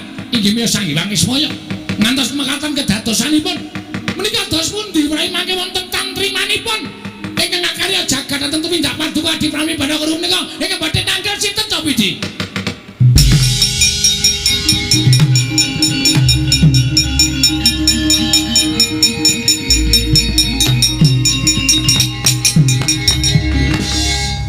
Kakang Mrodo prawi niat kula pancen mekaten krana kula tidha-tidha menawi Kakang Ismaya menika kula pejahi sarana pusaka kadewatan kula pitados boten badhe wonten ingkang mempan nanging menawi sarana kados mekaten badhe kelampan panjangga kula sakmangke sampun boten wonten titah ingkang boten kula nyembah tuwin boten purun tata krama kaliyan pun Manikmaya sayekti lega manah kula dados dewaning para dewa panjenengan menika sarak dewaning para dewa kok pakartinipun sados mekaten menika dos pundi angkara murka budi candala menika mangke badhe ngembek kawontenanipun jagat badhe geger amargi kaperbawan panas sumuk sarta kekiyatanipun angkara murkanipun Adi Pramesti Bathara Guru. Sampun Kakang Mrodo menika perkawis kula. Kakang Mrodo sampun paring dawuh mboten badhe tumut-tumut, mboten badhe melu-melu. Kula sampun nyarujuki. Mila sampun ngantos kekathah anggen paduka paring pangandikan. Kala becik bener luput bungah susah Manikmaya ingkang badhe nanggel. Kula taleni pendika panjenengan. Nek ana apa-apa ampun sambat Bathara Antrada. Indra kula timbalan. Kakang Ismaya lan atmajane krasa ora eling, bandanen tangane kerincumen sikile. Papana ana ing pinggiring kawah Candra Dimuka, sak mangsa-mangsa mung kari glundungake cememplung ana ing kawah Candra Dimuka Indra.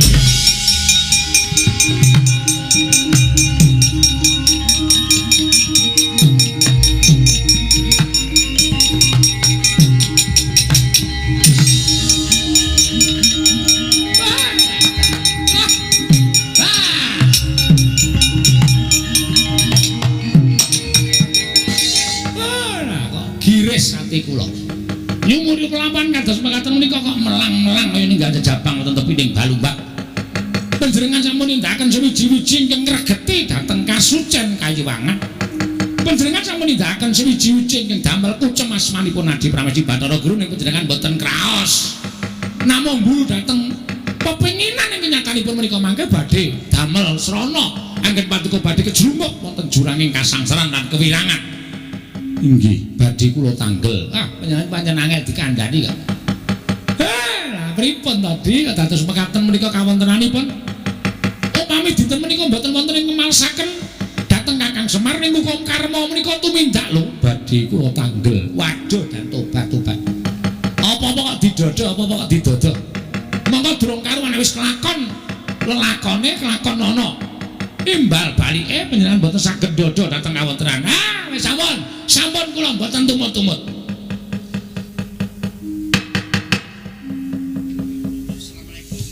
Assalamualaikum. Sampai iki kok. Kori selo matang kok didodok iki lho. Walah. Bukulun. Kula ingkang abdi pun satriya ing Madangkara. Raden Janaka Raden Brahma Kumbara kula ingkang sowan ngabiyantara Pukulun nalikane raeng dalu pengagungan sanya meti sirap kang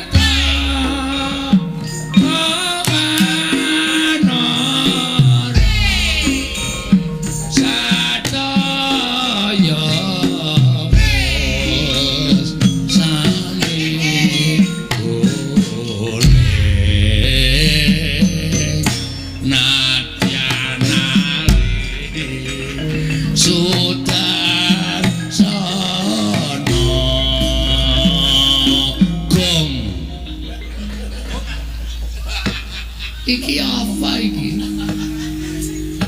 Lah napa kok Janaka edan iki ngapa iki?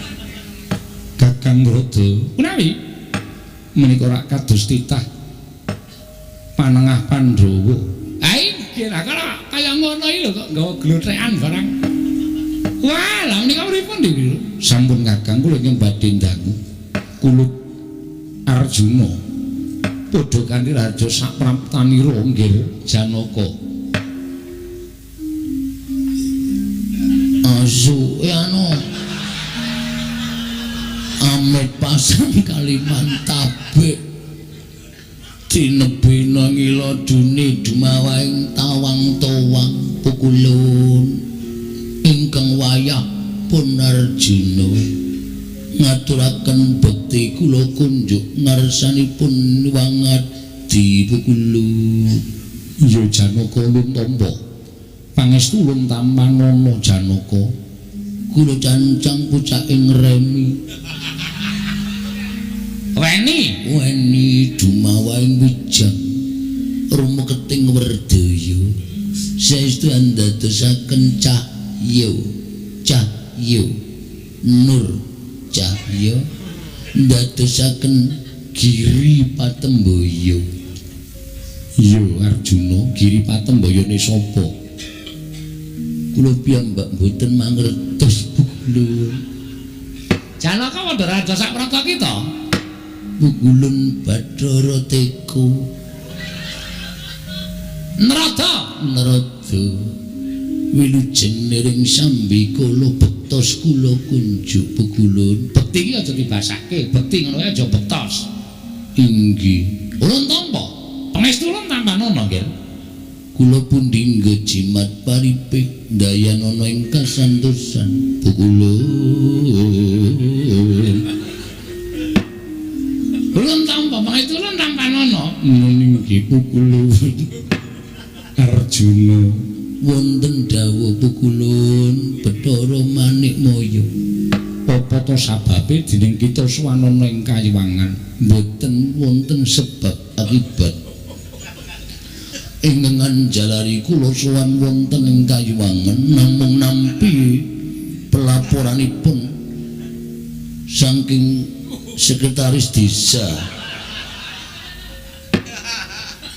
menawi Kakang Semar lan sedaya para putra-putranipun menapa pasang giri kalersan kaboyong wonten ing kayiwangan Pukulun. Iya Arjuna apang kepara nyata lamun Kakang Semar ndak boyong marang kayiwangan menawi dipun keparengaken kula badhe nyuwun arta nyuwun priksa Pukulun kenging menapa Kakang Semar dipun boyong wonten ing kayiwangan kenging amarga ana bab ingkang bakal ulun tibake kelawan Kakang Semar. Menika ateges menapa satunggiling prahara utawi perkawis pidana pasal 323 ingkang dipun lampahi dening Kakang Semar menapa kedah nglampahi kalih dasa wulan.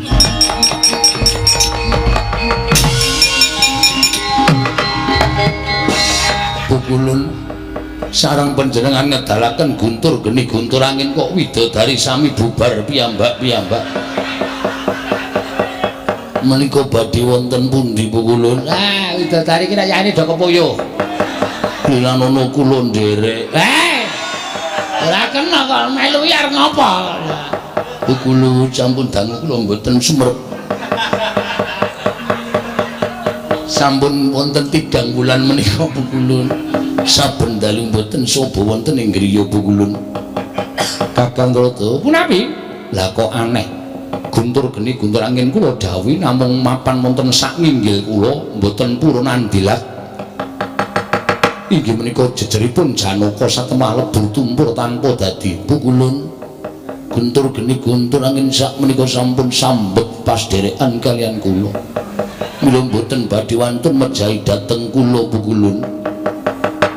Arjuna kula wonten paring dawuh Cis Trisula lakon bedah dodo kita. Monggo kula trinamakaken Pukulun.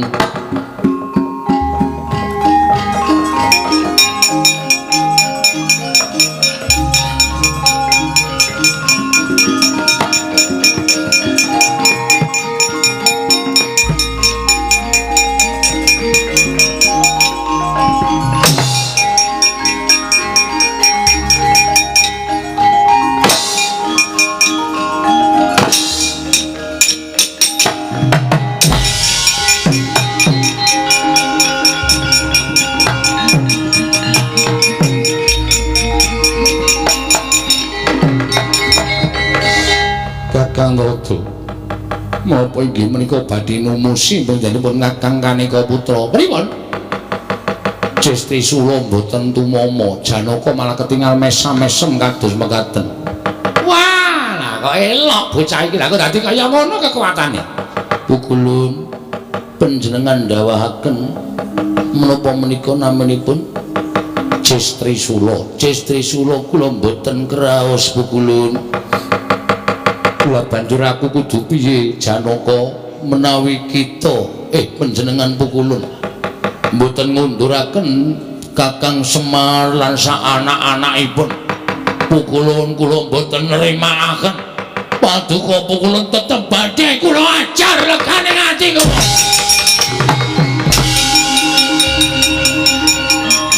Apa kowe ora kaya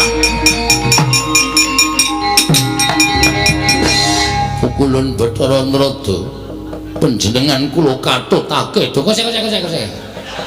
Kose to aku ki ra melu apa-apa. Aku ki malah mau ngelekke Bathara Guru aja tumindak kaya ngono ning wis dipaido. Wis ora kena tak elekke. Aku ki dadi ra melu-melu. Mboten tumut-tumut. Ora. Oh inggih sampun Pukulun. Kula nyuwun pangapunten Pukulun. Ya ora dadi ngopo. Pukulun betoses. Lho. Dewa kok jaluki rokok iki dewa ki ora udut. Dewa ki memang jambu dewa dewala, pelem pertangga jiwa ora udut. Mboten ses. Ora. Bringosen kok ora udut. Apa kuwi? Wong lanang apa?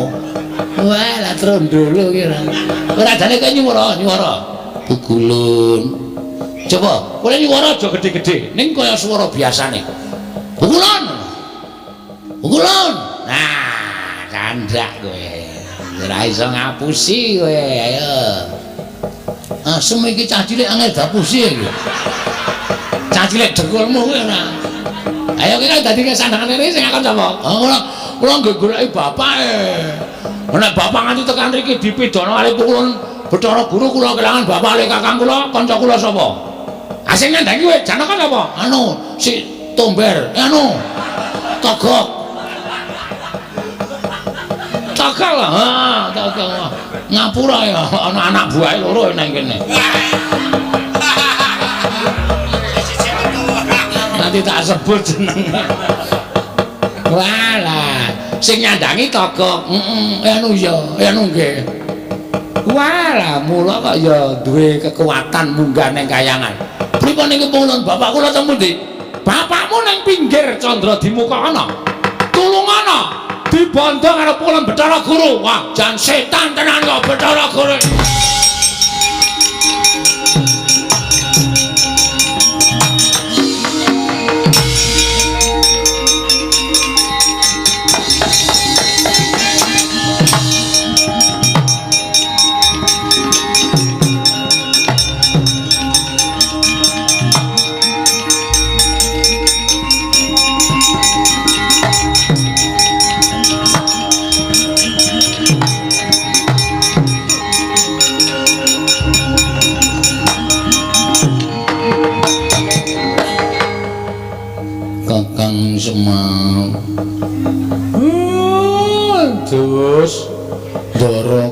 Ndara Janaka Den. Sampeyan kok nyusul mriki? Iya Kakang. Merga rasa tresnaku karo kowe Kakang, aku entuk sasmita metu medal aku entuk sasmita metu dalaning Impen surat kabar yen Kakang Semar dicekel keamanan Kayangan. Saiki mapan ana ing pinggiring Kawah Candra Dimuka Kakang, kowe dibondo karo Bathara Guru. Nggih. Ndara Nalagareng dalem Den. Kaya dibondo. Nggih, kaya kirik. Has. Petro kowe ya dibondo. Nggih, Ndara. Padha tak uculi. Muga-muga kasembadan penjangkaku ngunculi Kakang Semar Nalagaring lan Petruk kanthi kinurmatan kelinci ucul.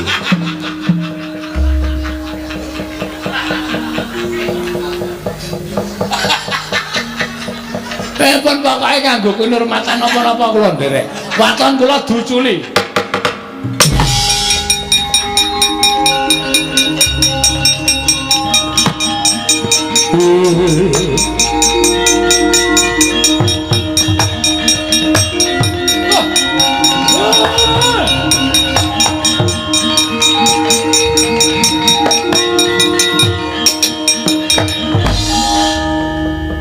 Syukur Kakang Semar yen kowe wis isa ucul. Matur nuwun, Ndara. Ora dadi ngopo. Matur nuwun nggih, Den. Iya, Gareng. Tiba padha-padha. Matur nuwun, Gus. Iya, Petruk, tiba padha-padha. Lah terus Bathara Guru nendi? Teng pundi niki? Bathara Guru wedi karo aku, Kakang. Loh, kok saged wedi? Merga tak wedeni. Hadi.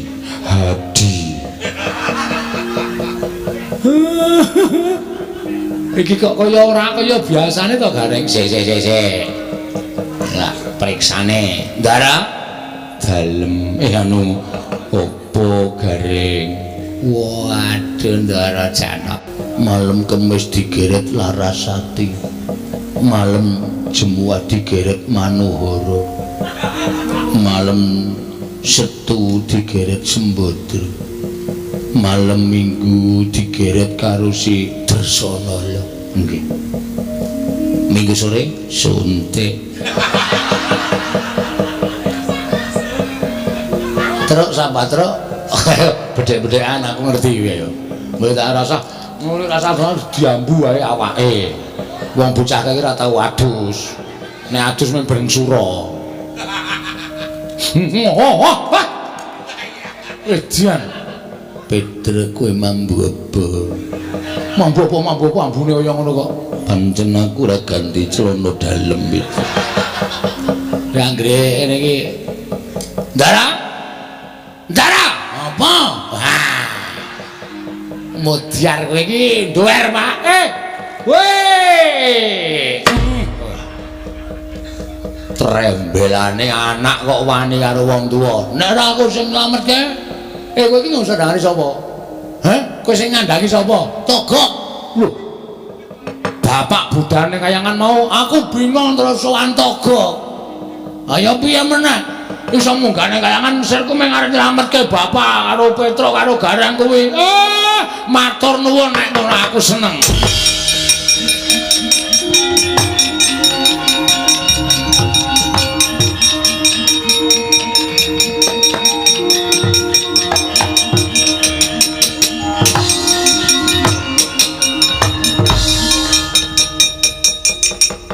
Janaka kowe aja mudhun ning jagat.